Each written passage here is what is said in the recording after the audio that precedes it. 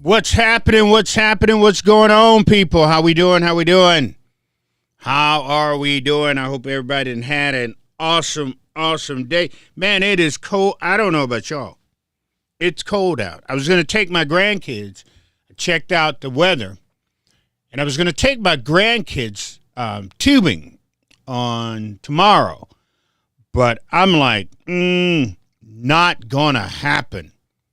It's just not gonna happen. I am not going outside. I got a bunch of boxes. I gotta burn.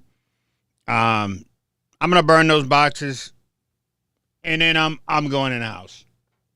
Not only am I going in the house, but I'm staying in the house. I'm not that stupid to be outside. Just not gonna happen. And I hope you guys are not going outside. I hope you're not doing anything, running out there, and all of a sudden, next thing you know, you get frostbite because how cold it is outside. I believe that can happen at any second. That could happen at any second because it is cold. It is cold. Well, my dog don't think so. You know, my Jordy loves this weather. Jordy, that's why I said I got the wrong dog. Jordy hates the summer. I love the summer. Jordy loves the winter. I hate the winter. I said the only thing I don't want is a dog that shed. Jordy sheds like you would not believe. But yeah, he loves being outside. He loves it. Hold on one second here. I just got to peek at something. I got to make sure I got this thing up. There it is. That's what I was looking for. So let me do this. Let me put this out on for YouTube.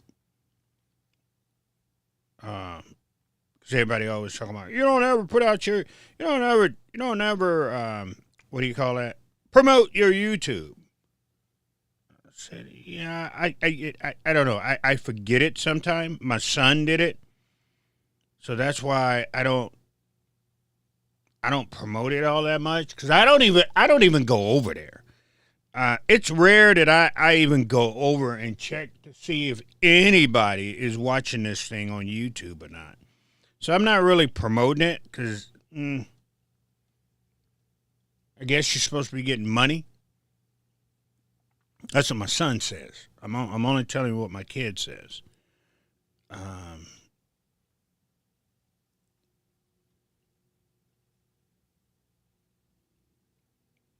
Anyway, so let's do this. Let's do that, and let's go at it.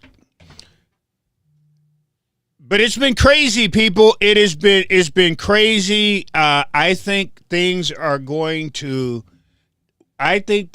get worse. They don't have to because nothing's going on. Like I said, like I keep telling y'all, it's just funny to me. It's funny to me to see all of this here stuff, especially when people be out here talking about, riot this and riot that, and I sit here and go, what riot? I'm not getting the riot. I guess that's the part that's messing me up. What riot? What riot? I don't think people understand what a riot is. I guarantee you that nobody knows or have really honestly been in a riot around at all, especially the people who's yet. If y'all think what's going on because the police is pushing and shoving protesters and protesters are pushing and shoving police and they let off a couple flashbangs and tear gas, if that's what y'all call a riot, oh my God. Oh my goodness. If that is what you guys are calling a riot, you guys are kindergartners. No, I'm serious. If that's what the heck is that? If that's what you calling a riot, you guys, seriously, you're kindergartners. The thing I've been in, look, I've been in the Philando Castile situation. I've been in the Jamar Clark situation. I've been in what's the kid Dante Wright situation. I've been in the George Floyd situation. I've been in all of them. If it happened here in Minnesota, more than likely, I was there when it was going down. What's her name? Diamond, the Diamond lady, the white lady that got shot. I was right there when that went down. So if y'all are sitting there calling this little brouhaha, this little crash up that's going on between the police and going on between the protesters right now, look, I looked at the Dante Wright situation. The Dante Wright situation, that was worse than what was going on right now. Dante Wright, that protest that was over in Brooklyn Park, and when they was people throwing water bottles and everything at it, police station, that was worse than what I would call that a mini riot. A mini riot. This what's going on now, this isn't even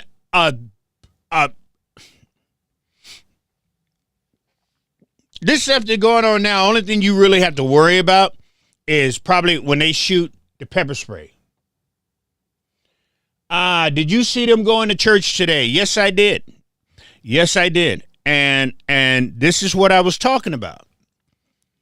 This is so a group of the poverty pimps with Don Lemon, for those who don't know, decided that apparently, I don't know if this is true.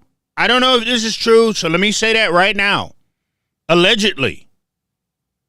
I don't know if this is true, but I'm going to tell you why they felt they had the right, or they needed to go up into this man's church. That's the difference between a white church and a black church. Because if they would have brought their ass like that in my church, I'd have kicked everybody. Everybody would have got an ass kicking. I know. Everybody would have got an ass kicking. All of them. All of them.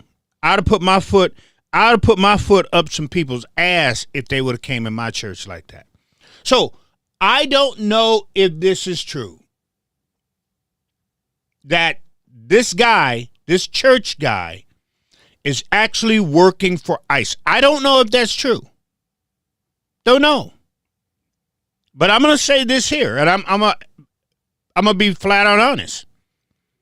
If you are a clergy and you stand behind the pulpit and you preaching God's word and you preaching to your members what Jesus did when he was here on the ground, if that's who, and you working with, look, I'm saying this here, they ain't got no right to come up in your church. Let me make sure we clear. They ain't got no right. Because like I told you, if they would have came in mine, we got a problem. You just don't go in people's church like that. I'm not saying what they did was right at all. At all. So let's make sure. I know how the internet works. You say something and people don't hear you. No. This is how the internet works. You say something, people don't hear you, but they hear what they want. They hear what they want. But if this clergyman is preaching God's word and knowing what Jesus taught out of that book. And I know a lot of you haven't read the book. A lot of you have read the book, but you don't subscribe to the book. And you just use it every once in a while to throw it out there. But let me make sure. If you are preaching what's in that book in Luke, John, Matthew, and you're working with ICE,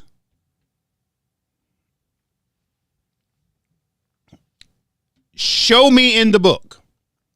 No, I'm being serious. I know how you feel. I know how people feel. I know the feeling, but what I'm saying is, in the book, in the Bible, what did Jesus say in the Bible? Let's get it right now.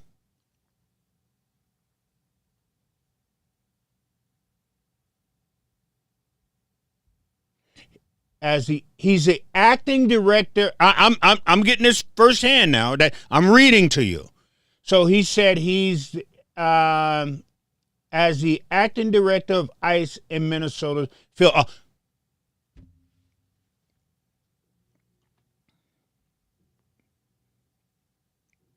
you make me understand. Now that I know this, you make me understand how you as a pastor, and y'all don't get this because you ain't pastors. Y'all don't get this because half of you don't really read the damn book. You don't get this because some of you can't open the book, and the words on that book give you what you need to go and talk to somebody about. But you ain't going to ever make me understand how you can pastor a church, how you can read God's words, how you can read Jesus is saying what Jesus was down here for, and then you're going to tell me that you're actually going to work. Now, I'll sit here and say all day, if these people got a job, let them do their job. But you as a clergy member, you as somebody of the cloth, you as somebody who stands behind the pulpit, you ain't never going to get me to sit here and say, I'm going to understand this man being a field director for ICE. Get out of here. Get out. Let me make sure I'm clear with each and every one of you right now. If you disagree with me, it's easier for your ass to hit the unfollow button and go on about your damn business. No, I'm being dead serious now. I'm being dead serious because I didn't ask not once, especially Frogtown. I never asked that son of a bitch to come over here and mess and deal with me at all. He ain't got nothing better to do. But even him, right here, right now, you cannot make me. What I know and read and have studied about who Jesus was, I can guarantee you Jesus would never work with the Romans. He would never work with the Romans. Ever. Yeah, did he say give Caesar's what it is Caesar's? And did he say obey the law? And that's what I'm saying. Obey the law. I think everybody should obey the law. Everybody. You should never not obey the law. There's nothing in me that will ever tell you don't obey the law.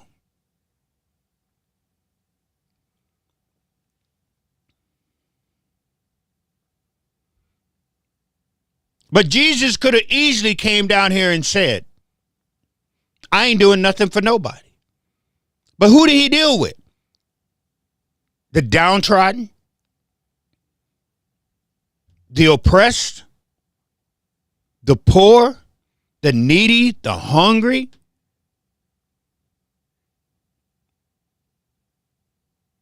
Then when he told the rich man said, how can I get in heaven? Jesus said, sell everything. He didn't say, go sell a couple of stuff. That's not what he said. He didn't tell that man, oh, go sell your Bentley, go sell your Cadillac, and that F-150, but you can keep the $1 billion house, you can keep the boats and every. No, he said sell everything. The problem was the rich man couldn't do that. But then when he told the rich man to sell it, where did he tell the rich man to do what with it? See, we ain't ready for this conversation. Y'all not ready for this conversation. Because Jesus told the rich man to give it to the poor man. Help him out. Make sure he's taken care of. Do him right. We ain't ready for that conversation. Dude said to me today, I'm going to pray. He says to me, I'm going to pray that God lifts us up from everything that we're doing here. And I had to break him to the bad news. I had to let him know, dude, you have to read. If you guys listen to me, 1 Samuel and 8. I need you to read 1 Samuel and 8. I swear if you read 1 Samuel and 8, you will understand what's going on. 1 Samuel 8, but pay close attention. Write it down. Please write this down. But I need you to pay close attention to 1 Samuel 8 and 18. Listen, 1 Samuel 8 and 18. Write it down.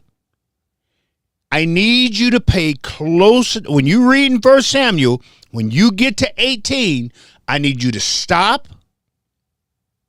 And I need you to say to yourself, well, Rev told me to pay close attention to this one verse. All the other is going to make sense. But this one verse is where your heart's going to be broken. Especially if you one of these people out here talking about, I'm going to pray that everything is going to get better. I'm not going to tell you what it is. I want you to see it for yourself. I would tell you exactly what it is, but if I told you, you're not going to go research it. I always tell you, anything that I tell you on here, I need you to go research it. I need you to go look into it. Don't just take my word. Well, watch this here. 1 Samuel 8. I need you to read all of that. Write it down. But when you get to 1 Samuel 8 and 18, I want you to stop before you read it, really clear your mind, and then read it. And you will understand exactly what's going on with us and God right now. Right now.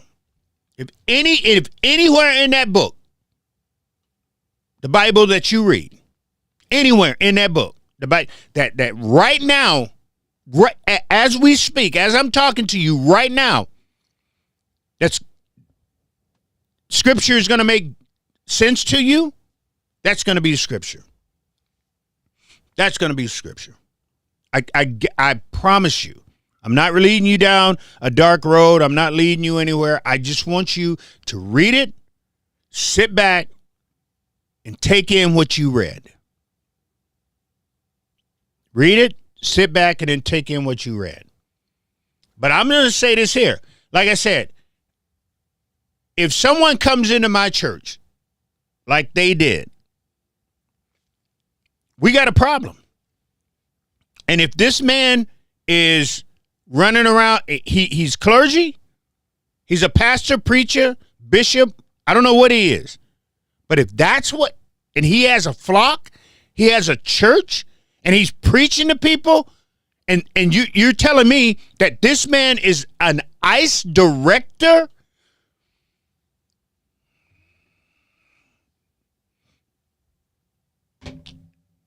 False prophets. False prophets. Because he don't read the same book I read. He do not read the same book I read. I know sometimes I say some things, people are way out there. But I ain't never going out like that. Never. Obey the law. Don't get me wrong. Obey the law. Speaking of obeying the law, let me say this here, okay?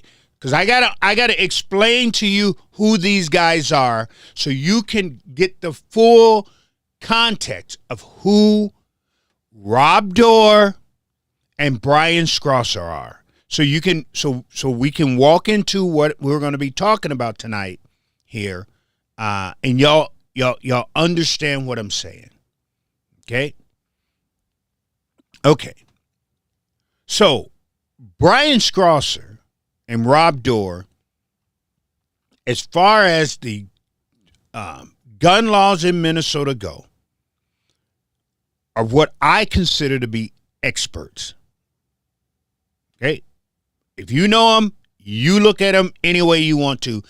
They are the premier experts. If they say it, it's true. There's no reason arguing with these guys. Literally none. This is what they do. Like a plumber is a plumber, that's what he do for a living. Electrician is an electrician, that's what he do for a living. Gun laws in Minnesota is what Brian Scrosser and Rob Dorr do. They do that. Anthony Edwards is a professional basketball player, and that's all he do. Them two, if anything happened on a gun law in the state of Minnesota, they are on it. Either they wrote it, about to write it, thinking about writing it, about to go against it, filing lawsuits. That's what they do. Rob Dorr, his job, his job, what he do for a living. Let's make sure y'all understand what I'm saying, because you got to know who I'm going to be talking about tonight. And I want to make sure that we're all on the same page. How important these guys are to Minnesota and the Minnesota gun laws. Rob Dorr lives at the Capitol fighting for our rights to have firearms. Brian Scrosser lives at their base doing what he do behind the scenes to get Rob ready to go fight for our rights to have firearms.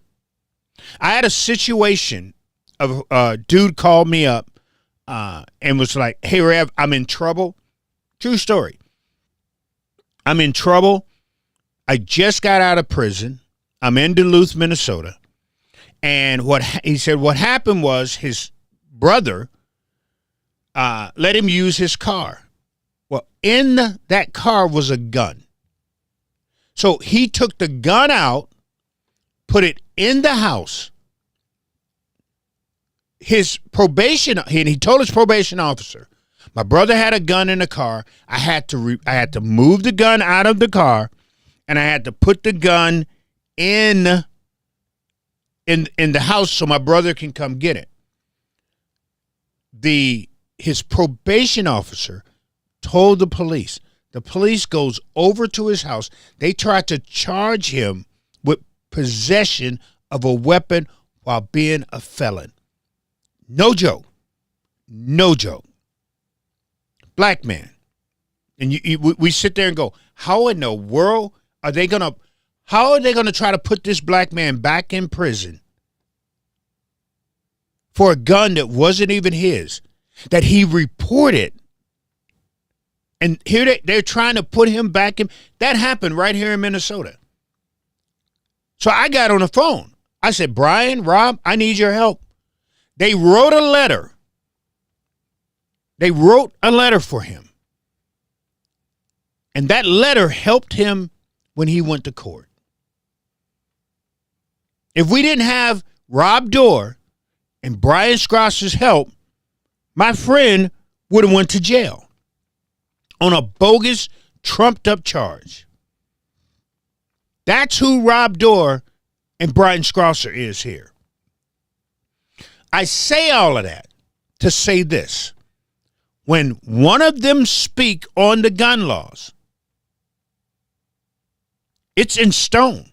There's no reason to argue with these guys at all. There's no reason to say one word to them when they're speaking on or they lay down the law, what we have as law here in Minnesota. There isn't. That's why when I'm watching this thing go down today and people are arguing with them, I'm just sitting back going, finally, hopefully they get what I'm saying. They get what black people have always said when it comes to certain white people, when it comes to us owning guns. I hope they see what we've been saying. Because it was exhausting to me watching Brian and Rob fight back and forth with these people telling them who don't even live in Minnesota that the gun laws here, telling them, of all people, about the gun laws here in Minnesota. And they don't even live here. They don't even live here. But yet, they feel they got a right to tell Rob, Dorr, and Brian. They didn't even research these guys. Research these guys and see who they are. But see, that's the point that I keep making to them. Yeah, I get all the time when I'm out when I'm out at my gun range. I'm out even at my gun range. It's just funny to me how people feel that they have the need to literally come ask me for my pass if I have my membership card. I have never ever walked up to any member in my gun club and asked them for their card. Ever. But it happens to me. They'll come over and we'll have a conversation, and next thing I know, somebody go, "Hey, by the way, you got your membership card?" These are not officials. These are just normal people like me. But I don't make a fuss out of it because I know what's going on. I know what the deal is. I didn't wake up yesterday and start dealing with these people. Oh, I could get upset. I can get mad. I can scream. I can yell. But what is that going to do? But it makes them feel good. That's what makes them feel good. So I go in my wallet. I don't ask them for theirs. I don't say to them, "Well, if I give you mine, can I have yours?" I just give them my card and let them look at it. Then they look at it and realize, "Hey, I've got a card just like this. You must be a member." And they hand me my card back. That has happened so many times. There's only 2 black people out of the 738 people at this gun range, at this gun club. That's it.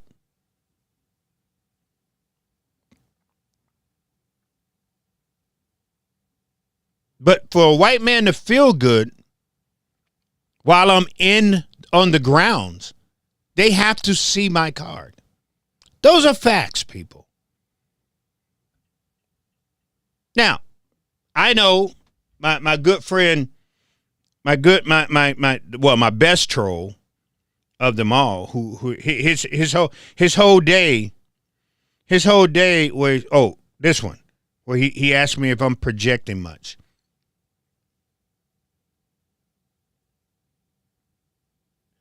His whole day is getting up in the morning and trying to figure out if he's gonna prove me wrong. So I tweeted this out. I'll show you. I tweeted this out, and I'll tell you the reason why I tweeted it out. So this is a picture of 1865. Right, this is a picture of 8. If it come in clear, I don't know if it's going to come in clear or not. Probably not. But this is a picture. You can go on my Get Up and you'll see. This is a picture of 1865. It says, after the Civil War, Southern states passed black codes to control newly freed black people. The law made it illegal for black Americans to own guns. That's a fact. That is a fact. And I said, they're out here like where's 1865? Because instead of just flat out telling the truth, Frogtown, if you're here, I do believe you're here. So Frogtown, instead of telling the truth like you never do, and be honest with yourself and be honest with me, that's what I was just telling these people to do today. Just be honest. It had nothing to do with he had a .22 long rifle. And it had nothing to do with the keychain that he had on there. And it had nothing to do with because he didn't have it didn't say that he had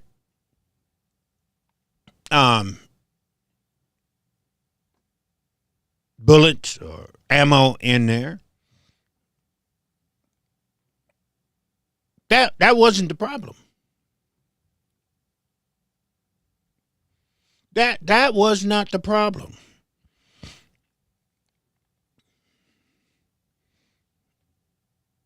And we know it. I know it. People who look like me know it. Watch this. When Philando Castile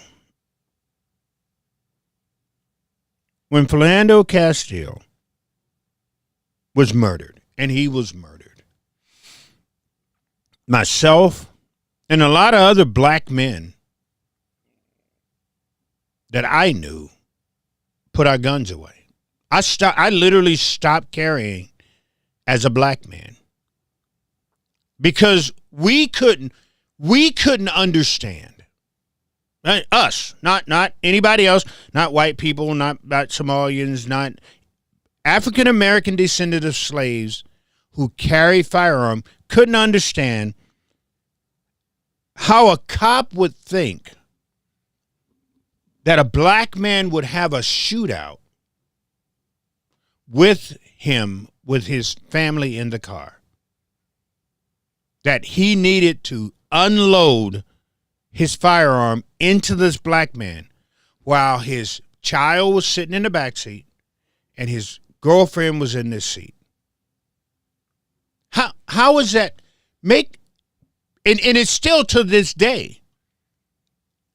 It does not make sense to me. It doesn't. I don't think that will ever make sense to me.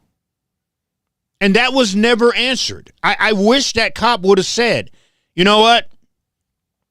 I thought he was just going to have a shootout with me, with his wife on his girlfriend on one side, and his kid in the car, and another cop on the other side.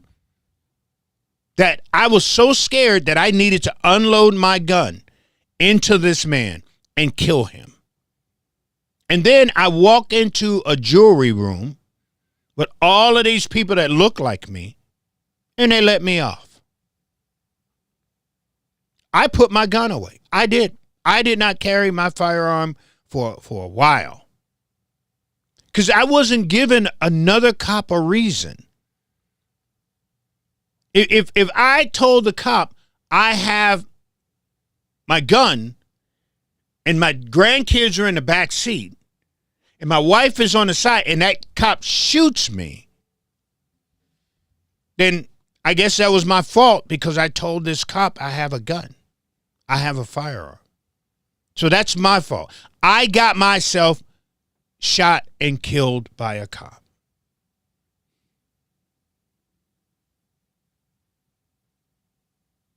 And you know who didn't come to the aid of Philando Castile? NRA. A lot of these right-wingers who swear up and down that the reason they got their firearms is for a tyrannical government, right? Y'all have heard that over and over. I hear that so much. If I had a penny, but every time I've heard that, I'll probably have a few $100,000, because that is the go-to saying. I have my firearm. What do you got firearms for? For a tyrannical government. That's what you say.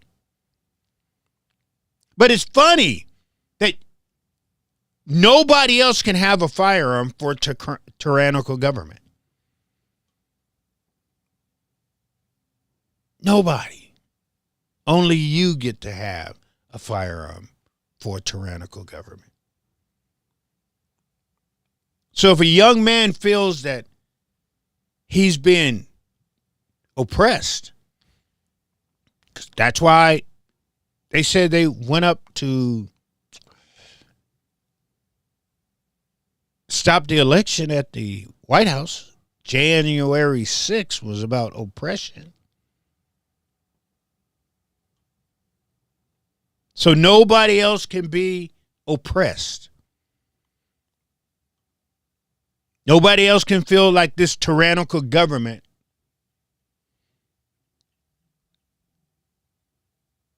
is fighting against us. Only one group of people have a right to the Second Amendment. Only one group of people have a right to be ready to fight this tyrannical government. That's it. Everybody else, they don't. Hands off. Nobody else get to fight this tyrannical government. Nobody else has a right to Second Amendments. Because if you do, and you go get a gun and you carry it, and if you this, oh, you're going to scare us. And when you scare us, we got to come up with all types of ways to talk about you other than the way that we know. So when Brian Scrosser and Rob Dorr was going back and forth with these people, I'm sitting there going, dude, that's like taking sand. What you're doing is like taking sand and just let it run through your hands. They get it. They understand why they're fighting you. You don't understand. You don't get it. It's not adding up to you because you don't see it the way that we have always seen this situation. In 1865, it scared them for black men to have firearms, that they made laws.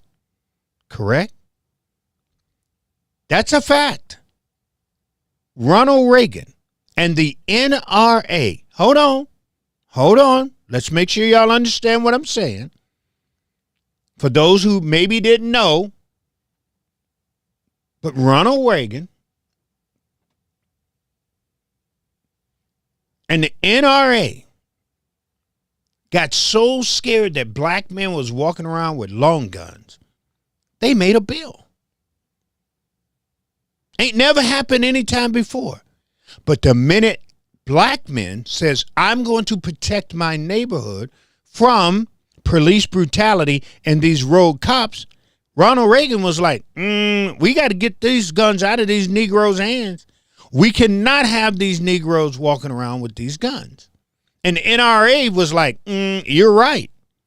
And the NRA went along with Ronald Reagan and the Republicans to remove the guns from black men's hands. That happened. That's the truth, people. And then y'all want to run around and try to act like you're okay with black folks having guns. You's a damn lie. I call you out tonight. Tonight, I call you a damn liar because you proved my point. That I don't care. Y'all can sit there and go, well, Rev, his muzzle discipline. Okay. All right. If I find this kid, and that's what I put out on Facebook. I told him, find this kid for me. I want to get this kid trained. Because we can't have that kid. You're right. We can't have that kid out there like that. I want him trained. I want the keychain off of his trigger. You're right. I totally agree with that. I want his muzzle discipline better. You're right. I'm 110% behind you on that. I want to make sure that he has a magazine, 2, and if he wants to carry, that he don't have anything in the magazine, because I know why he was carrying the way he was. I know exactly why he was carrying that way. But I want a second magazine, and I want to make sure he has ammo in that magazine.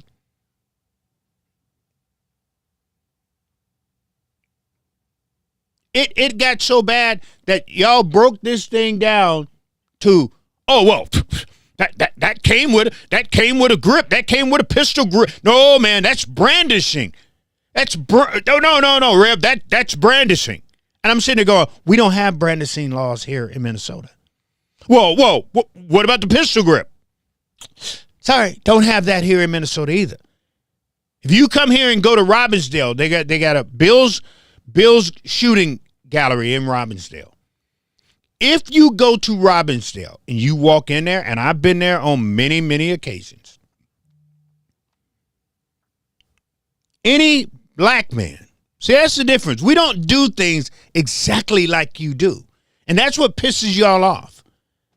Any black man, that's how we roll. I've got one exactly like that kid. Exactly. 22. It's a 22. And guess what? I don't have on there. I don't have a stock. Exactly the way you see that kid's firearm. Right here. 223. You go into Bill's. Most black men in there, they don't have that. They don't have this. They got it exactly like that. Pistol grip. Because we don't do it your way don't mean that it's wrong. That's just how we shoot. Period. But they even got it all the way down to there. People got mad at me. No, they did. They got mad at me when I said I like Nick Fuentes. People got mad. Oh, I can't believe. What are you going to get behind that Nazi? You going to get behind that they called him something else. But no, I said I like Nick Fuentes because he was real. Nick came flat out and said, I don't like black people. Nick came out and said, black people this, black people that, black people this. I want to get rid of all the black tokens that's in the party. That's why I like Nick. That's why I like going home to Memphis. Cause you go down south, you know people are racist. Period. They fly that Confederate flag. Got it tattooed on their body. Wear it as a bathing suit or whatever. You know. You come up north, you don't. They hide it. So that's why I say I like Nick. I'm not going to call you racist if you just come out and be who you are, Frogtown. Instead of hiding behind your emoji. Just be who you are. That's why I like Nick. I know that if I met him, I can't shake his hand. I know if I met him, I can't look this dude in the eye. But I know if I met him, who he is. Now, I go have lunch with this dude, Frogtown. I shake his hand. And knowing in the background, he could be a snake.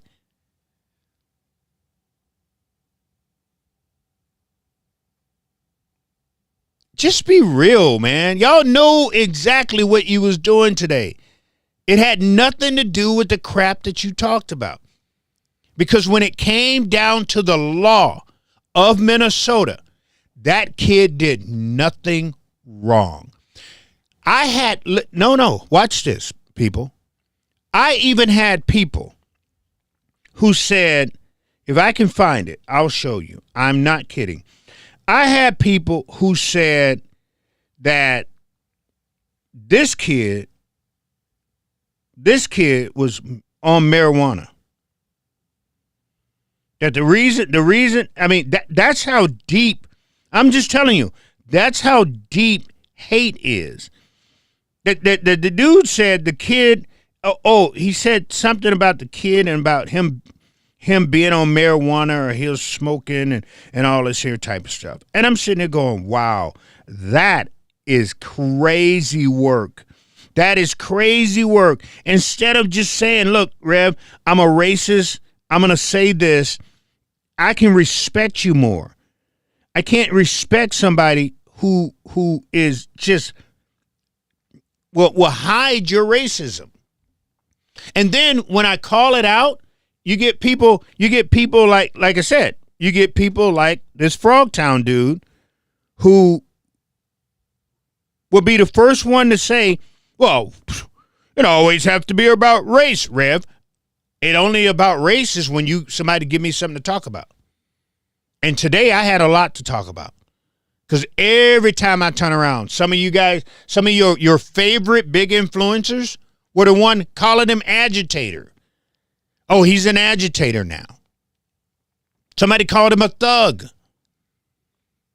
But no one called him a patriot like these. Hold on, let me show you something. No one said anything.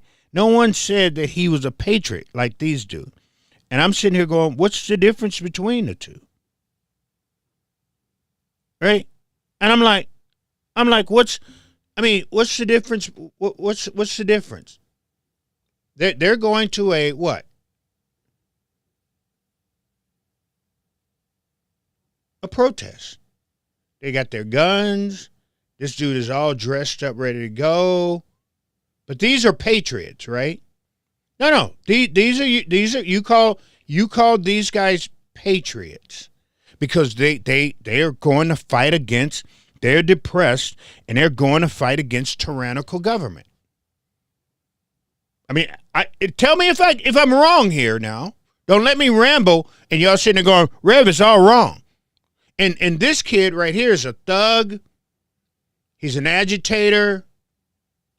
This kid. Watch this here. I even had somebody say that this kid. No, I'm dead serious. Go on my page, people. This lady told me that this kid wasn't black.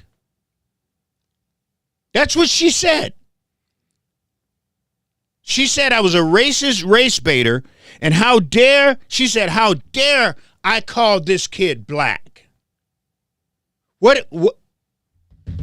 That's how crazy. No. That's how crazy this got today. Instead of them just coming out saying, we are afraid that black men have firearms, this shit scares us. Instead of them just telling the truth, they came up with everything today. And I'm sitting there going, I'm looking at Rob and Brian going, you guys are going to waste your time. You're going to seriously waste all your energy on these people. Because people don't realize, I don't think you realize when you're dealing with a troll, like when I'm dealing with Frogtown, I don't, there's days I do something and then he'll say something about what I did. I just can't deal with it. In order for me to deal with a troll, a lot of times, I got to be sitting somewhere, knowing I got time, and then I'll deal with my trolls. But if I don't have that energy, that's why I was looking at Rob and Brian today going, you guys are not going to have any energy after this is over with because you're fighting the wrong fight. You're giving them law, the truth, and honesty. That's what you're giving them. And they're fighting you, but that's not what they're fighting for. They don't want to tell you really what they are doing, why they're fighting you. And that's why I said, I know exactly why they're fighting you. I know exactly why they're going after you. I know exactly why they're trying to tell you that the law that you know, like the back of your hand, the law of Minnesota, the true law, they're trying to tell you that's not the right law. Not because it isn't the right law. It's because they don't want to believe it. Because if they believe the law of Minnesota says that I, as a black man, can walk down the street with a long gun, that's going to blow their whole bubble to pieces. Those are the facts, people. You know that as well as I do. Yes, you do. Or they wouldn't fight the truth. They wouldn't fight law. But they fought law because they don't want to believe it. They don't want it to be true. They don't want it to be true that I can walk down North Minneapolis all I want. I can walk down downtown Minneapolis. I can walk down St. Paul. All I want with a long gun. And there's nothing y'all can do. I'll tell you why I don't go with my gun. I'll tell you why I don't. I carry almost everywhere. I'm gonna put it that way. There's two places I will not go with my firearm in the state of Minnesota, even though I have a right to go there with my firearm. I got a right to go anywhere I want, but there's two places I will not go. It's Maple Grove over in Arbor Lakes. Because the last thing I'm going to need is be over in Maple Grove, where it's almost 99% white. In Arbor Lakes a lot of times when I'm over there. And all of a sudden I start printing, or if I sit out and my pants leg rear up and I got my gun on my ankle, and one of them white ladies see that, and you know what's going to happen. She's not going to come over and say, hey, just to let you know, I can see your gun. That's not what she's going to do. Y'all know as well as I do, she's going to call the cops.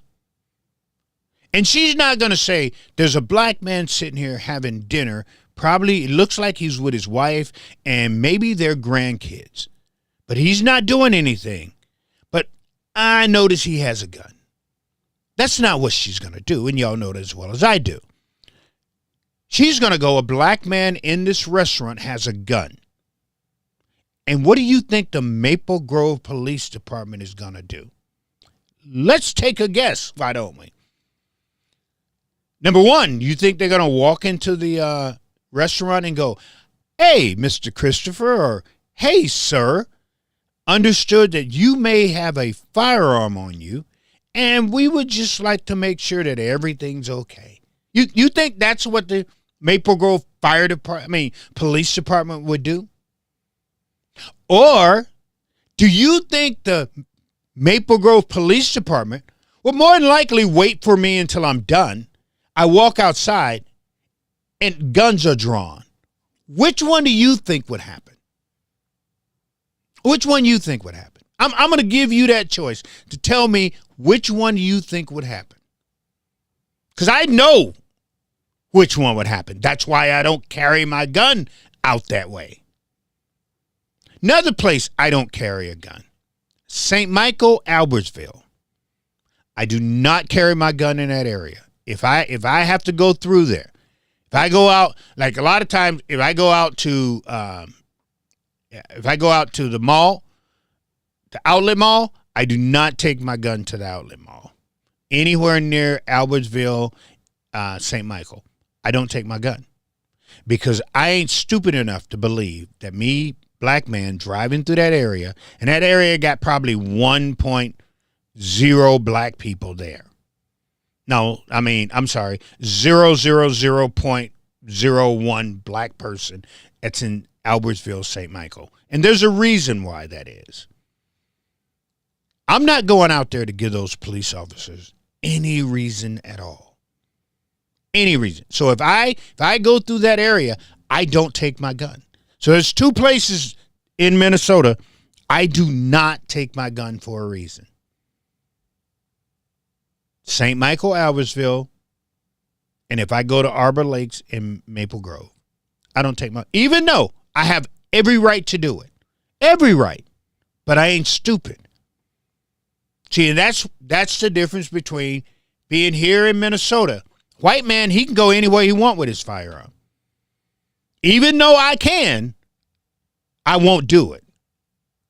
Because I can't be, I can't afford to be stupid. I can't afford to sit there and say, he said, we got one working at Taco Bell. Taco Bell in Otsego, James? I can't be that stupid. We as black men can't be like the white men do here in Minnesota. We can't. Now, for that black man who had that 22 rifle, you know, everybody's making fun of it because that's 22. They even said he was broke and that's all he can afford and he's poor. A lot of us black men have that I've got one. All my friends that I shoot with, we've got that same thing. I don't know what it is about that. Well, just like a lot of white men may have Glocks. Every white man they fell in love with the Glock.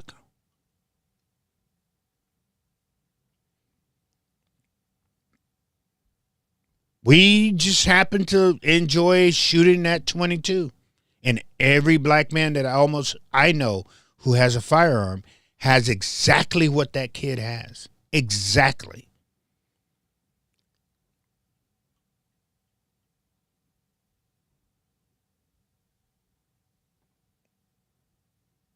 But we don't get to enjoy the firearm.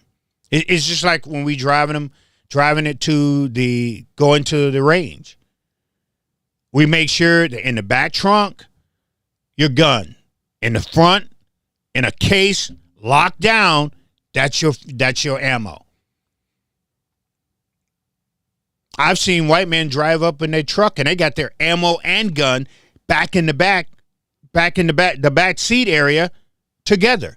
We don't travel like that. Because I don't want to give that cop any reason to sit there and go, hey, you got ammo and a gun and they're next to each other? Don't want to give the cop a reason to do that. So not only is there different laws here in Minnesota, there's different ways black people and white people do things in Minnesota when it comes to guns. That's why you don't see a lot of black people running around here showing off their guns. But we have a lot of guns. We do. We just don't show them off. Because we don't want the police or anybody else, FBI, whoever, oh my God, that black man he's got over 5 firearms. We better go pay him a visit. So we shut our mouths. We don't talk about it. We don't say anything about it. We just meet at Robbinsdale firing range, indoor range. And we sit and that's where we do our talking. But it's different, man. It's not the same.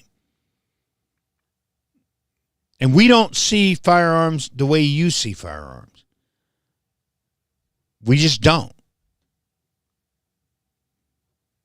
Now, can we afford, to buy these high-priced blackout 300s? Some of us can.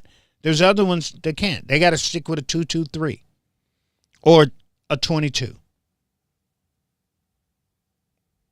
But at least I look at the situation and say, we are slowly but surely climbing our way back from the times when laws was put out there saying that black people cannot own a firearm. They banned the Saturday Night Special in the 38. Why? Because of black people. Look it up, people. They've done everything they possibly can do to keep firearms out of black people's hands. They have. They have. So all of this is stuff that was going on and people said on the internet. It's not new.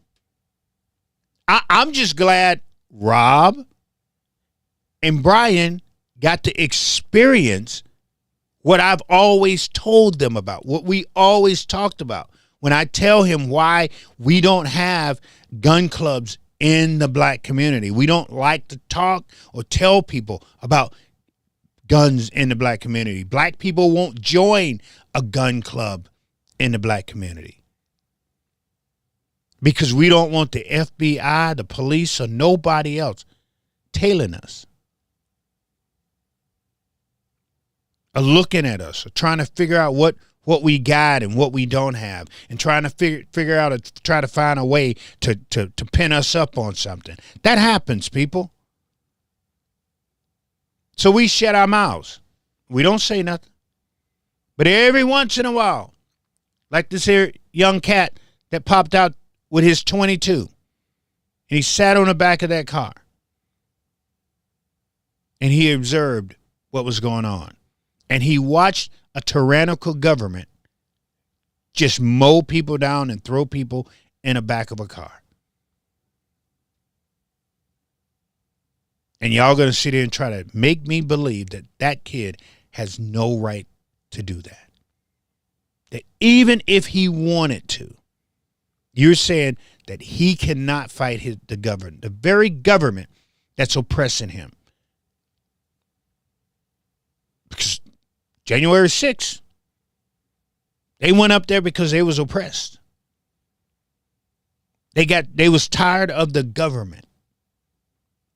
That kid went and sat on the back of that car because he was oppressed and he was tired of the government. So it's funny to me how especially the right-wing gun-loving 2A people, the ones that sits there and said, from my cold, dead hands, and that's what you do to this kid. Instead of going, you know what? He's got flaws. And I hope somebody get a hold of him and fix that flaws. But you know what? He's got every right to do that. He's got every right. What right does he not have? But you tried to find, you tried to find some of everything to say this boy and any other black man. I even got this here knucklehead. Hold on. Let me show you another knucklehead. This man right here was out in his St. Paul community saying, I'm going to protect my community. No different than Ruby Ridge and what's the other place that white folks was mad at the government and y'all pulled your guns on the government. Y'all know what I'm talking about. So don't act like y'all don't know what I'm talking about. But this man, that's all he was doing. That's all he was doing. Was right here. He's out with his gun. What right does he not have? Tell me. No, seriously. Do he not have a right to be out there with his gun? And this knucklehead right here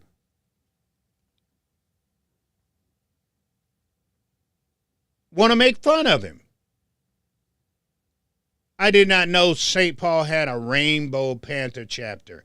He is probably the worst. The worst. The worst. That man has every right. Does he not have a right to stand on a corner with his firearm? Minnesota says under their law he has that right. But then you get boneheads, knuckleheads, pain in their asses, people like this here is going to try to make fun of this man for doing something that he has a right to do. Instead of this jerk sitting here going, hey, look at this man, Second Amendment right to do this.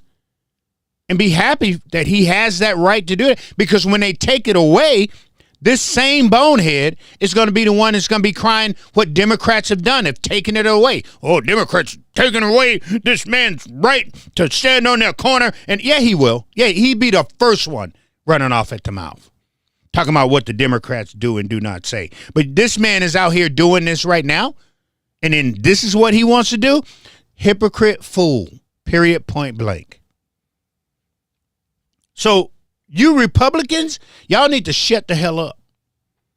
No, I'm being dead serious, man. I started this off by saying, at any point in time, there's this thing called a follow button. Tonight is one of them nights. You can unfollow me tonight. I have zero problem with that.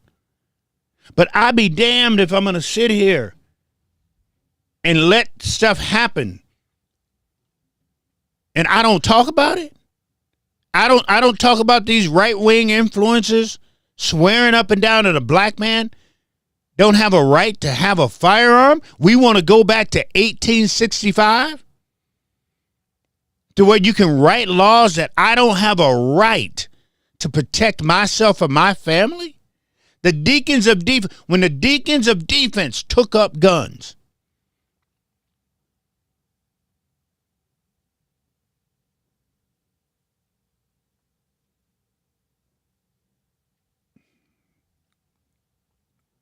when the deacons of defense took up guns, why did the deacon of defense take up guns? Do anybody know? Because the Klan, because white men were coming in with sheets over their faces, harassing, hanging, shooting, bombing, and killing black people. And they wanted to take guns away from black men, to give these white men full power to kill them. Those are facts, people.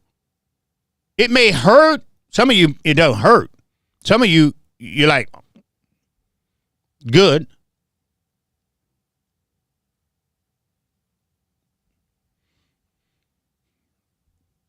Jake Lane. Jake Lane.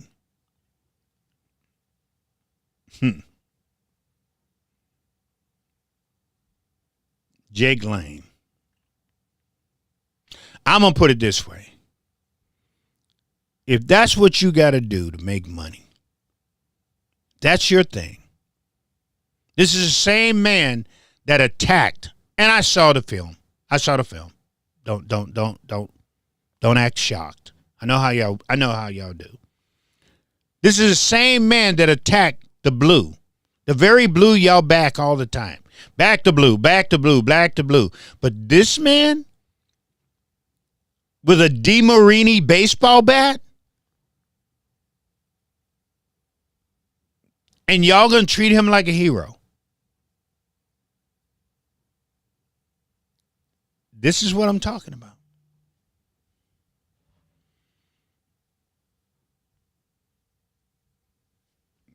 This is what. Wait, who called you a bitch bot?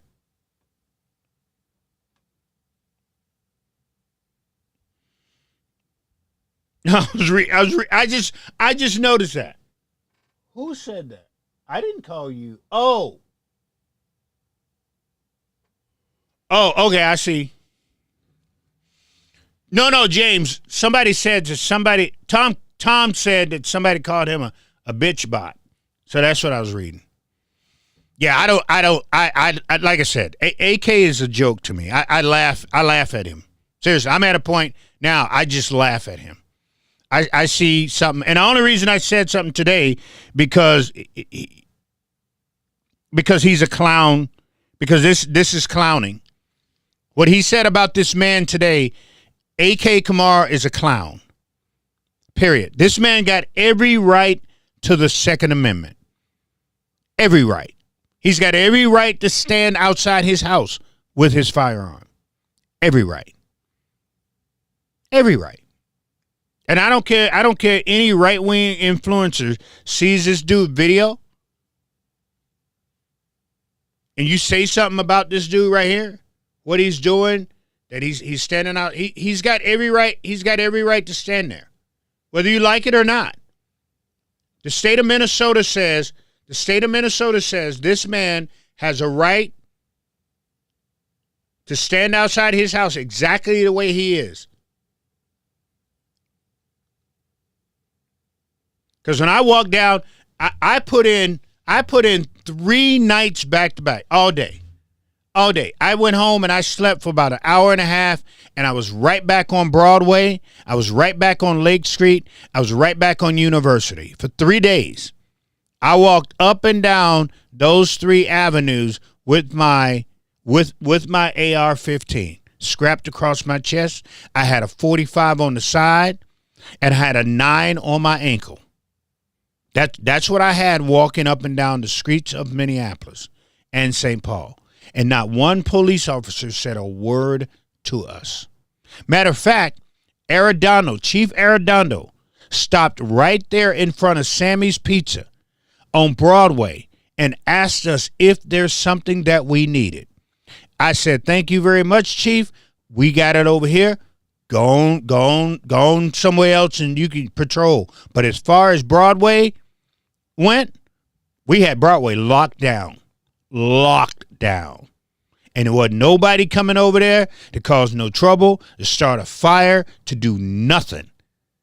Because that was going to be one of those nights that if you came over there, that we had some hot lead for your ass. And we wasn't joking, man. We wasn't joking. If you didn't have a reason to be on Broadway, to be over there in that shopping area, to be over there with all those stores, and everybody was like, we're good. We ain't coming over there. Appreciate you, Rev. Thank you for what you guys have done. I made a call. I got 8-9 guys to walk with me. And that's what we did.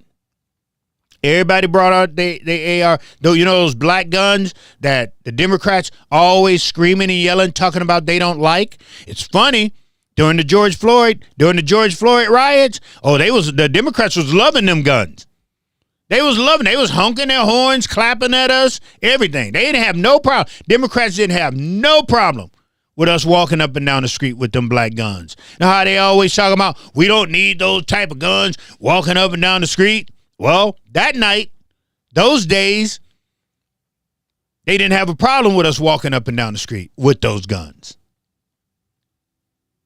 But black folks need guns in our community because bad guys have guns in our community. And not everybody who has a gun in our community is a bad guy. That's just not true. Because if that's the deal, I would have been in trouble. I've been in trouble a long time ago.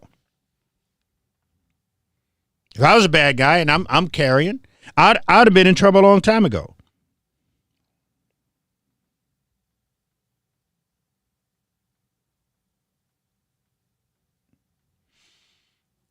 The only thing that I'm saying is this here.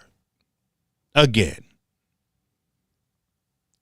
if firearms can't link us and bring us together, nothing will. If we can't get on the same page. Now, I may not like your politics.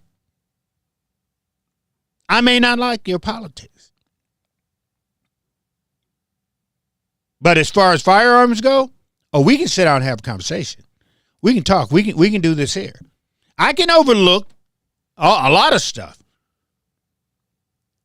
Just sit down and we're shooting, shooting a target at 3 football fields away. That's fun. We can have that conversation. But y'all got to stop it with this. Yeah, no, seriously, y'all gotta stop it. Because like I said, at the end of the day, y'all still got this mentality that people who look like me want to take from you. I don't want nothing from you. Only thing I want you to do is move the hell out of the way so I can have the opportunity to get the things that I want. That's it. I know that sounds like diversity, right? That's something that scares the bejeebies out of you. Diversity scares you more than black man with a gun. Let me see. So I tell you what, y'all can have the diversity, just let us have our guns and you don't bother us about it. How's that? Okay. We got to have one. Either you're going to give us diversity or give us our guns and then y'all leave us alone.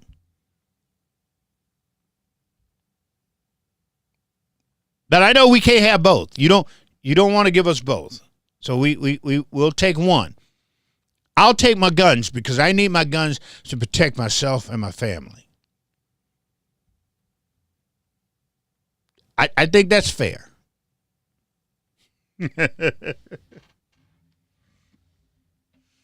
But anyway, people, I just wanted to have that conversation with you tonight. Just to say, look, y'all can try to fool us, especially when it comes to this gun thing. That's something. No, you can't fool.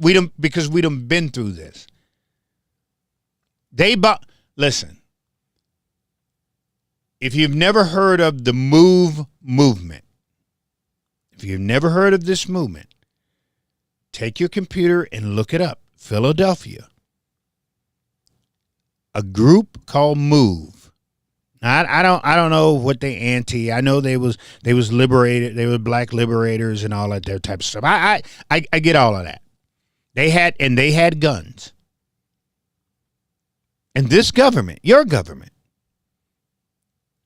dropped a bomb on these people. And it got out of hand that it burnt up blocks and blocks and blocks. They dropped a bomb on a group of black people.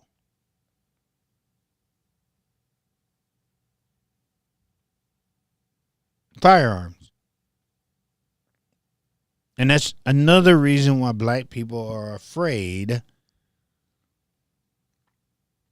to own and to have firearm. And I think they do this on purpose. I do. I think they do this on purpose. I think they make sure that we are afraid of firearms. So therefore, we don't have to go get them.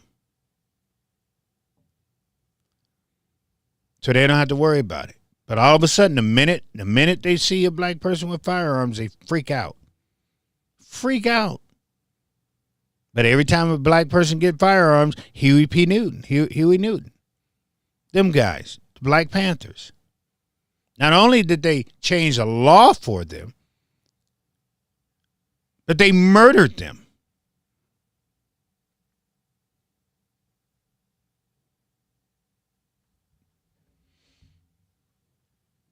Hold on. I'm going to read that right now.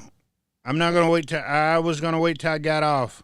But now that you done said that, let me see. As a mirror, did you want me to read this out loud, or am I supposed to read this just to myself? Because you know I read it out loud, Jeff. I'm just saying.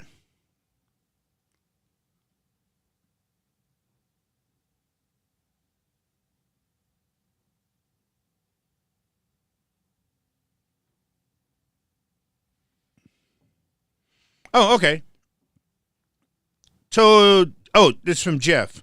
Jeff says, as a mayor candidate, I stood up against over 300 people against Madden Firearms. Dusty McCurry. Oh, I know who that is. They tried to get him shut down, and I stood my ground for him, and a friendship was born. He said, I'm wild for standing up against. Hey, appreciate you, man. Appreciate you. Anti-gun people. He will be the first gun store owner in District 8 of Louisville. He said, and hey, let me go one further, Jeff. You know, here in Minnesota, we only have 2 black licensed instructors. And this is the state of Minnesota. 2. And I'm going to tell you another secret, Jeff. One of the 2, and I know both of them. I'm friends with both of them. One of the 2, I paid for him to take the class and take the test. I paid for him because once he was finished with the class, his job was to work with all of these black women that I sent him to teach them how to shoot, to train them and get their carry license. That's what I did here in the state of Minnesota. These black women learned how to shoot, and they got their carry license.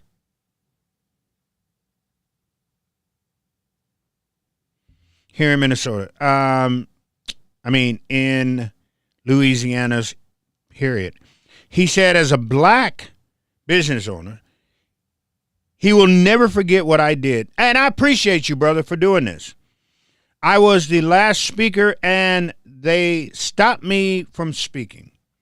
Enjoy the video, Rev. We both get hate messages now, but said he doesn't feel alone anymore. Yeah, I get hate messages all the time.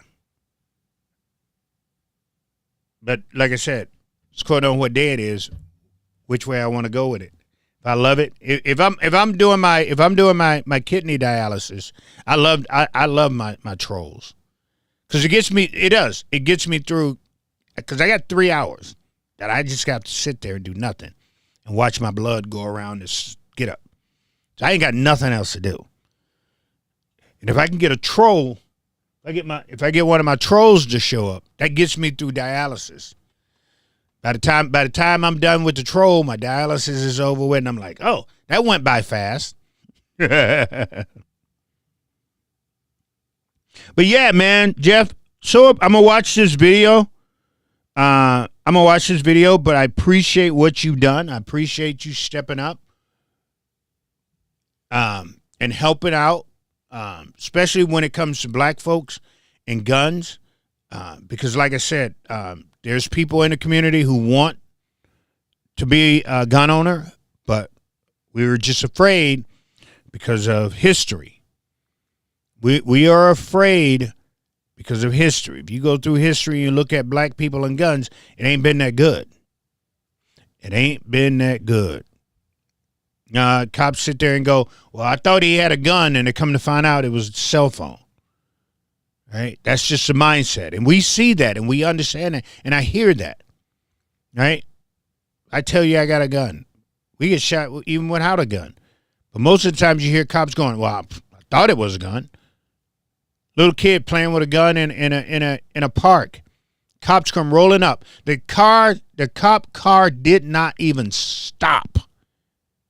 It didn't even stop, and that cop was shooting Tamir Rice, shooting the little black boy who had a BB gun in the park. He had a BB gun. If the cops would have stopped, got out, hey, kid, put that thing that looks like a gun down. Put it down. And they would have saw it was just a BB gun. They murdered this kid, and they got off. So what is black people? No, seriously, what is black people supposed to think? Us who want to carry guns, us who wants to go. I mean, if anybody should carry guns. When I go walking out Broadway, if I go downtown and walking out, you know what I mean? If anybody should be carrying guns, it's us. What white folks got to worry about? They ain't getting accosted and beat up and threatened almost every day. Unless they are, and y'all just not telling us about it.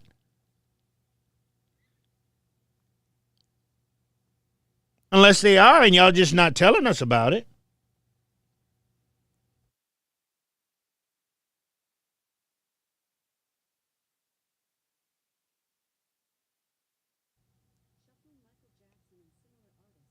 Right? So anyway, I don't own the rights to this music, but I think we're gonna go out on some Michael Jackson. Rock with me tonight, and because I've had a good weekend. I've had an awesome weekend. I've had an awesome week. Some of you know I have been down at every one of the little marches, every one of the little protests. I gave you guys the back scene, the back scene of these things, so you can see exactly what's going on. So when you get on your newscast, the newscast is not lying to you at all. I was going to answer a question from somebody here before I left. What do you say? What is it, church?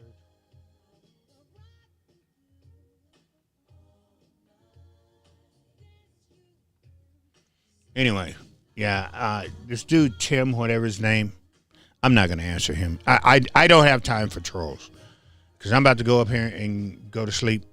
I mean, finish. So I'm watching this. Hold on. If you're not doing anything, there's this this show on Netflix.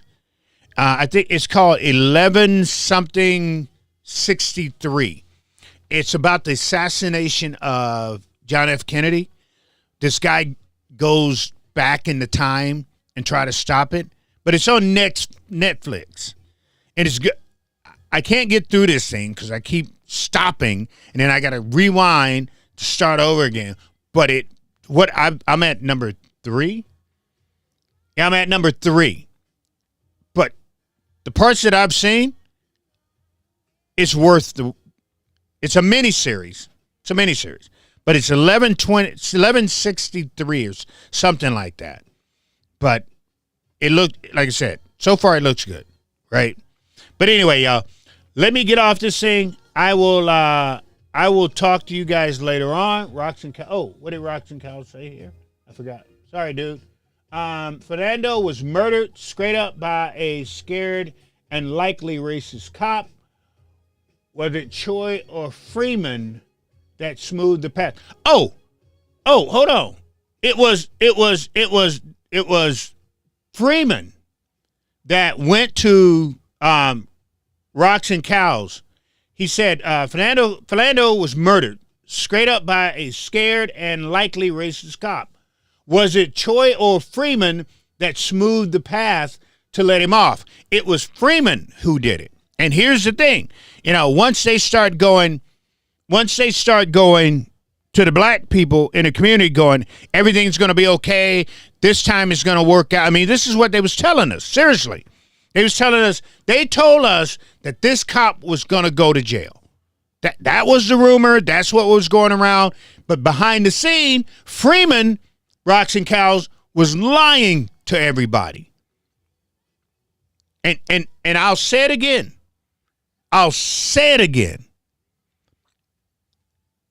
If the cop that murdered Philando Castile, if that cop had went to jail, listen to me. If that cop had went to jail,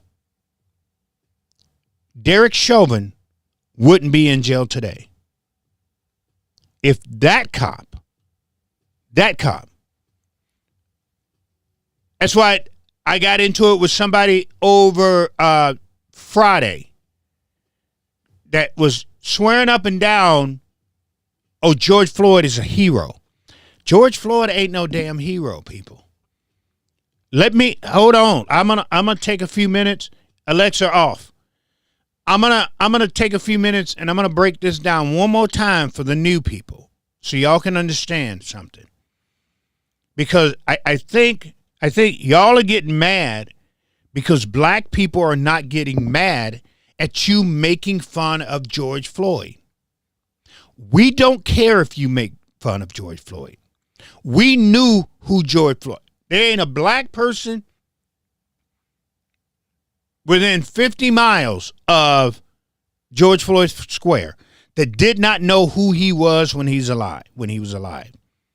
Who didn't realize why George hung out over there on Chicago and 38th. We all knew if you was over on Chicago and 38th, there was we knew the reason you was over there.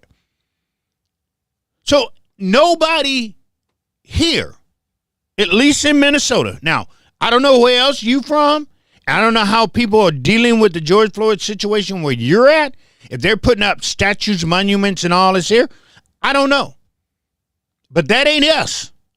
Just because we have a George Floyd Square, I want them to turn it into Derek Chauvin Square. Because that's what the whole deal is here, people. I started by telling you about Philando Castile and how black people were so afraid to carry our guns after Philando was murdered. We watched him get shot in a car with his girlfriend and his baby in the back, and y'all let that cop off. Y'all told that cop and every cop in the state of Minnesota that it was okay. It's open season on black men who has a concealed carry and carries a gun. That's what you did. That's what you did. When that cop murdered Philando Castile, you gave every other cop the right to shoot us if they was afraid for their life and we had a gun. That's why we stopped carrying. They told us that they were going to get justice with this cop, and they did not do it. And black people was upset and he was mad. And they paid the gatekeepers to calm everybody in the community down. Paid them. Calm down. Everything's going to be all right. Everything's going to be all right. And then George Floyd happened. So we got 4 cops for one. 4 cops went to jail for one man. And if y'all would have let this one cop go to jail, and that happened to George Floyd, and people would have been like, dude's a druggie anyway. And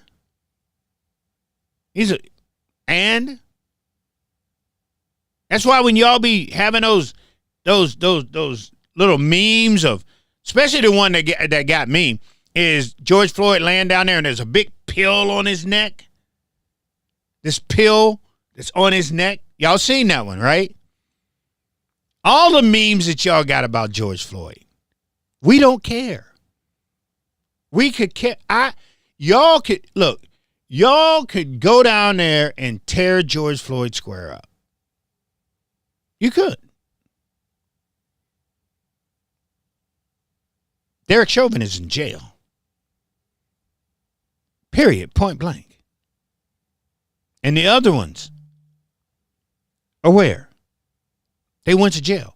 So for one cop that killed a black man sitting in a car with his kid and with his girlfriend, for one cop,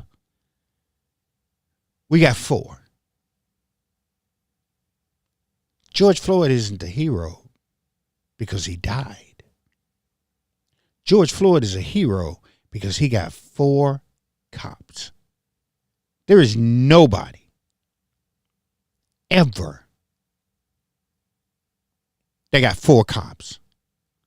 So you can make all the memes you want of George Floyd. You can keep reminding us sitting in his death medical get up that says it was fentanyl and all this. You can do all of that. We don't care. Derek Chauvin is in jail. 3 other cops went with him.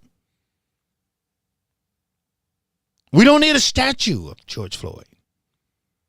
Put a bench up there and we're good. But George Floyd got 4 cops. So he's not the hero y'all think he is. He's not. Not like that. He's not a hero because he died. He's not a hero because he overdosed. Hell, how do we know the dope that he bought, he wouldn't have got home and overdosed and died then? Then what? We don't know that. You don't know that. Somewhere down the line, if he'd have kept doing what he was doing, he was gonna end up overdosing or whatever. In the medical thing, they said his heart, he had a bad heart. But he's not a hero because he stuck dope in his mouth and he swallowed the dope. No. He's not a hero because he said, I can't breathe. No.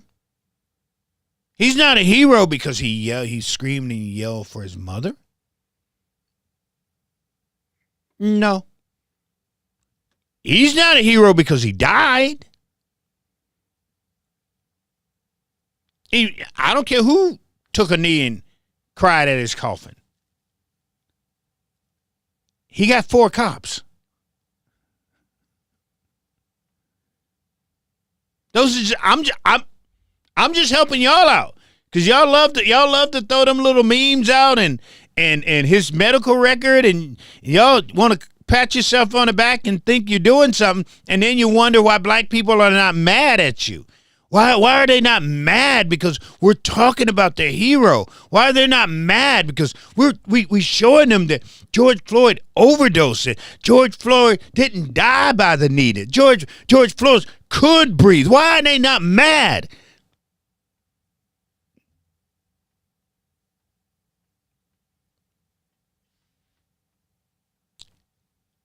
Four cops.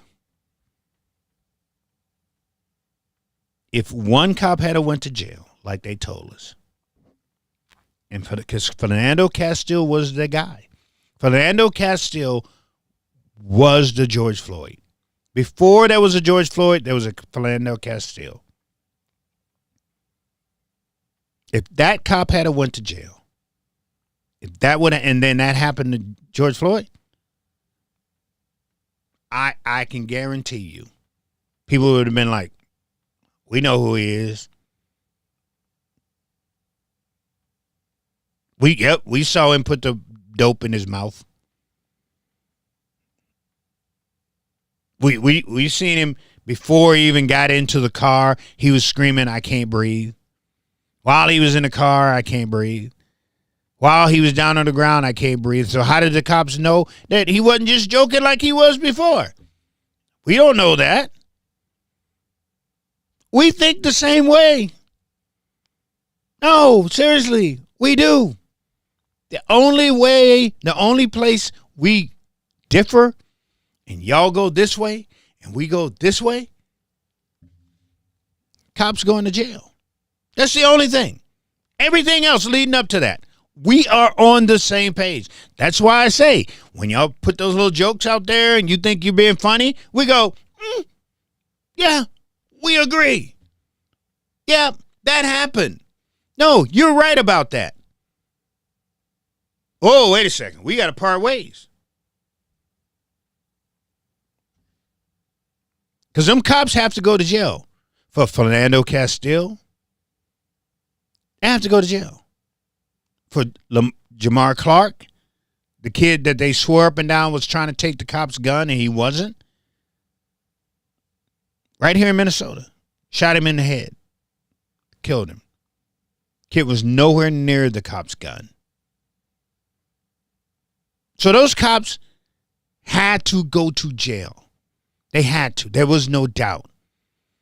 I know everybody sit there and always talking about, oh, they was ramrodded and they was led astray and they Plymouth Rock land on them and they didn't get a fair trial and they didn't get this and they didn't get that. It's not right that they went to jail. Something was wrong. They told a lie on them and they did all of this here. I heard it all. Heard it all. They had to do that. The police chief had to say what he says. The Kim lady, the white lady, and the white man, the police officers had to say what they said. Everybody had to go against Derek Chauvin. They did. You're right. All of that. Everything that you just said. We agree with you. I know y'all ain't heard this before. I'm coming out and telling you. We do. That's why we don't get mad when you make those jokes.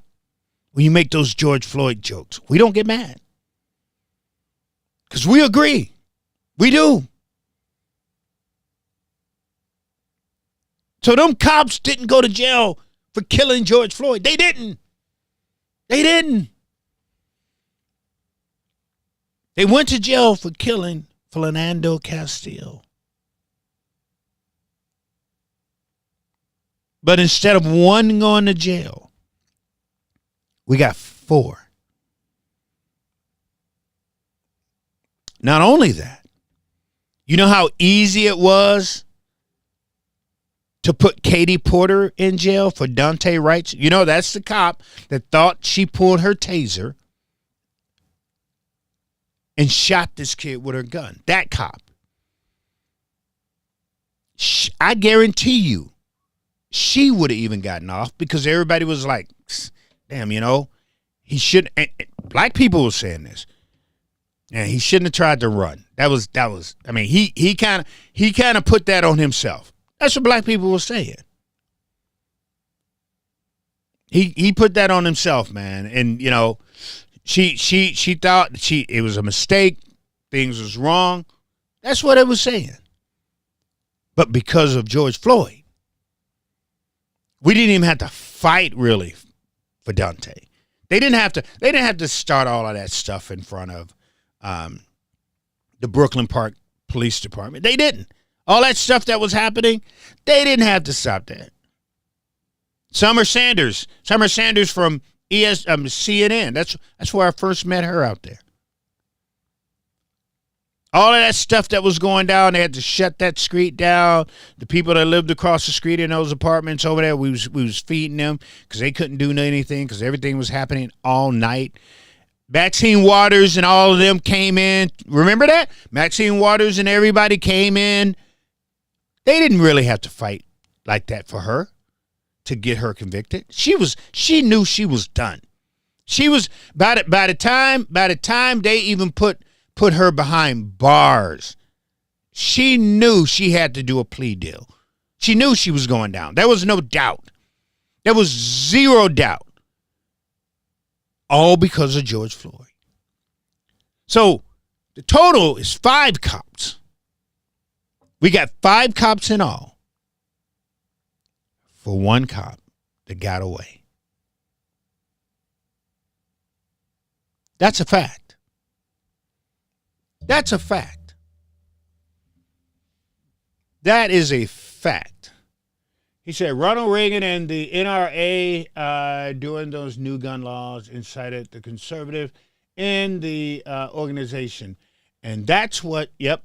Yeah, no, brother. That's what I said. Ronald Reagan was like, hey, we got to get these guns out of these Negroes' hands. And Ronald Reagan came up with a way to do that.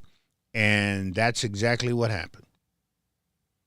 And ever since then, they have been doing everything they possibly can do to make sure. Watch this. I told y'all about like Albertville, St. Michael, right? Place like Albertville, St. Michael. And the reason there's no black people out there is because how much the housing costs. How much the housing costs. Because you got to understand, here in Minnesota, black people make $3, white people make $7. I mean, no.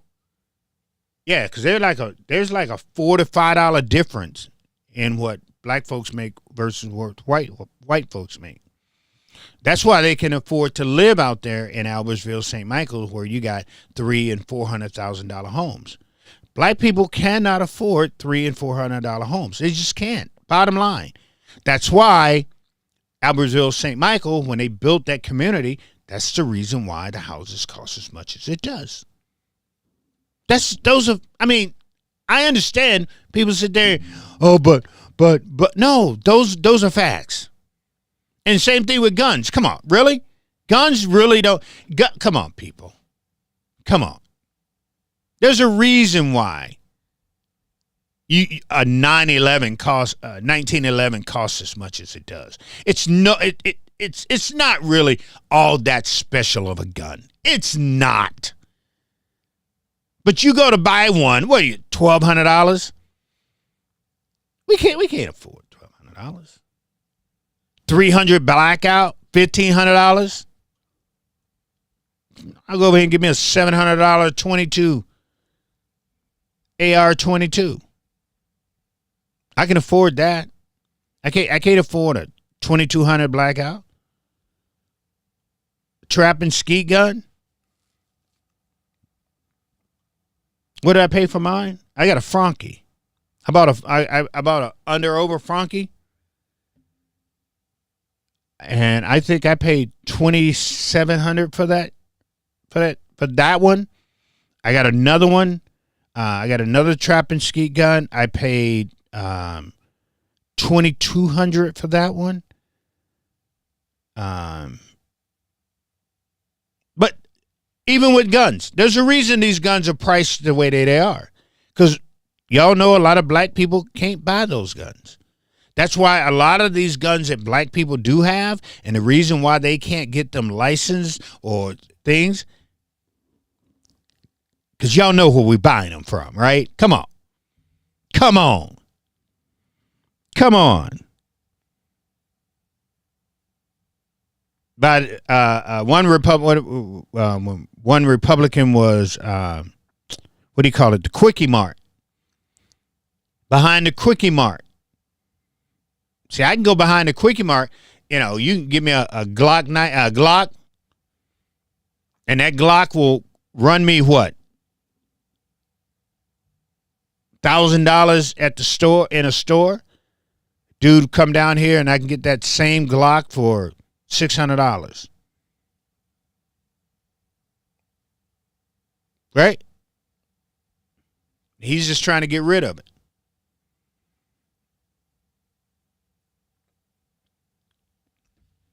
So that's another reason why you don't see a lot of people, black people, talking about guns and things like that, because of how we have to get our guns sometimes. How we have to get our guns sometimes. Because we can't afford, a lot of us can't afford to walk into these here gun shops and plug down, $1,400, $1,500 for a gun. Just can't do it, man. Just can't do it. So we had to find other ways and other alternatives to be able to get us a pump shotgun. A lot of black men, a lot of us have pump shotguns. I can get a pump. I can go to Cabela's and go to that used section and walk out with a $250 pump.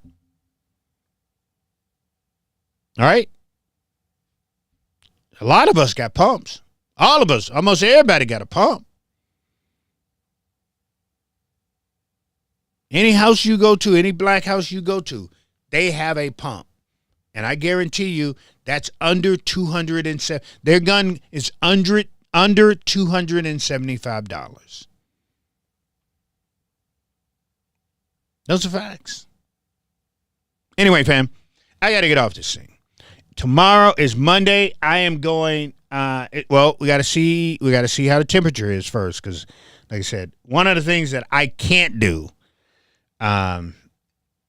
because of my kidney failure, I cannot get sick. I got to do everything. I know a lot of times people are going, "Hey, isn't he in the house?" And yeah, my house is warm. My house is warm. I keep my house warm for my wife, but because my like I said, because of my kidney failure, that throws off my temperature. So if you're in my house and you're chilly, I'm cold. Like my fingers are cold, even though it's, like I said, it's warm in my house. But that isn't how it works with me. So a lot of times when you see me with this stuff on, that's because I'm cold, and that's because, like I said, with my kidney failure and things of that sort, I've got to go through a lot of stuff. But you know what? God is good all the time, and I do believe that no matter what I do, how I do it, I'm going to have a true God on my side, making sure that everything is going to be all right. I started off tonight by asking each and every one of you to read 1 Samuel 8. And when you get to 1 Samuel 8 and 18, to stop before you read it and realize what that piece of passage is saying to you, to make you understand what God is saying to all of us. So I'm asking you to please, ma'am and sir, to write that down. 1 Samuel 8, read the whole thing.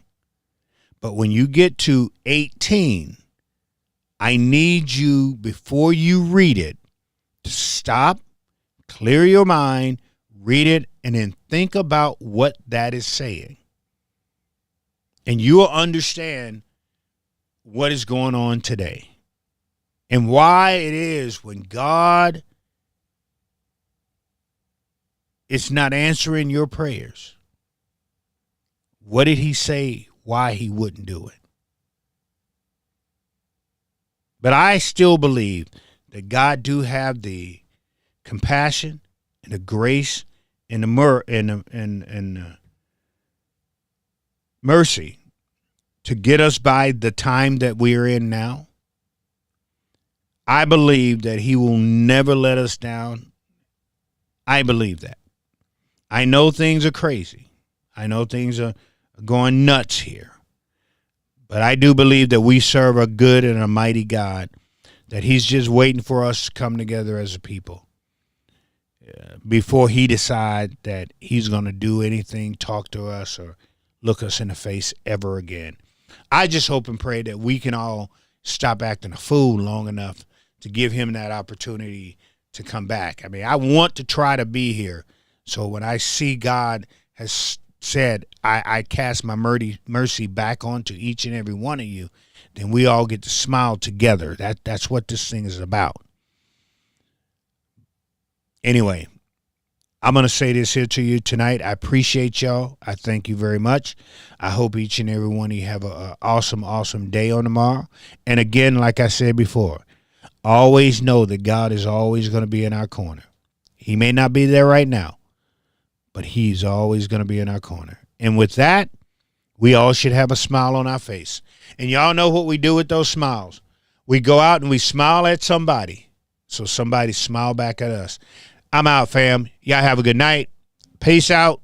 I'm gone.